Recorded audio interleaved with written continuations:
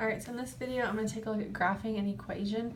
This should be a review skill from previous years, but just as a quick refresher, most of you guys are pretty familiar and comfortable with y equals mx plus b, and this is the form that I expect you to be able to graph in as of now. Just the important things to remember is this m is the slope, and then this b here represents your y-intercept. And again, with slope, a lot of us are used to hearing rise over run. But one thing I like to say, and a better way to say it, is change in y over change in x, because that is exactly what slope is your change in y. So that's how you get that up and down motion, or that rise, over the change in x, which is that right and left motion, or that run. So that's an x and y. So looking at these two equations, they're already in y equals mx plus b form, so we can get started by taking a look at their slope and y-intercept. So for this first one, the slope is 5 over 2, and the y-intercept is 2, positive 2, which means we're going to start at positive 2. So we should always start at our y-intercept. So I'm going to start at positive 2.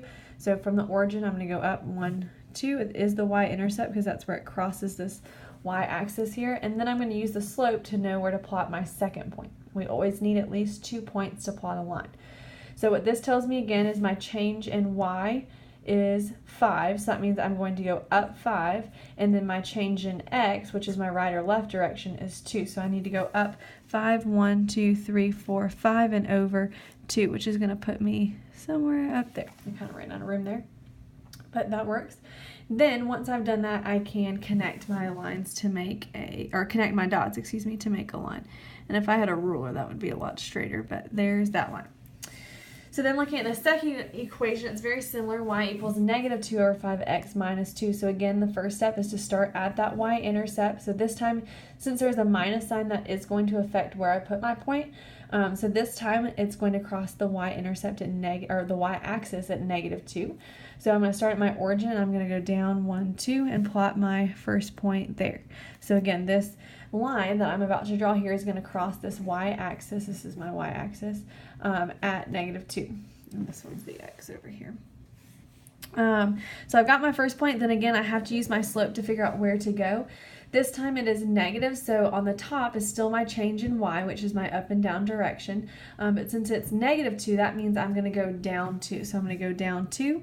And then the second number, or the number on the bottom, again is my change in x, which is my right or left direction, which is 5. So I'm going to go down 2, right 5. 1, 2, 3, 4, 5, and plot my second point there. And then connect those lines, and it should look something like that. And as a quick side note, you should notice that these slopes are opposite reciprocals. They've been flipped in the opposite sign, so these two lines did form perpendicular lines.